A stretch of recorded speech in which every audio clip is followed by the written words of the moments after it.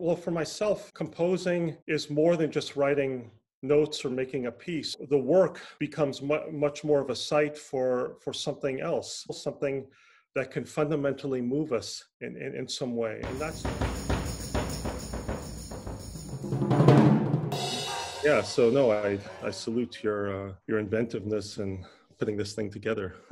Thank you. Well, that's important for me, to kind of explore as many possible areas as one can. And then the composition becomes a site where all of this knowledge and information and references somehow are forced together. To experience art, to experience especially complex works of art, it requires work. It's not just simply a passive form of consumption. It demands something from the listener or from a viewer. The way I do it is that the structural aspects of a work and the language-like aspects often work in conflict with one another. Borrowing the language-like aspects from other works and remapping that into a very different structural domain. But what we see is that experimentation has always existed in some kind of relationship. I would call it a dialectical relationship with tradition.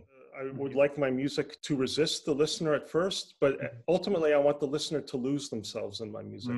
I'm not after alienating a listener.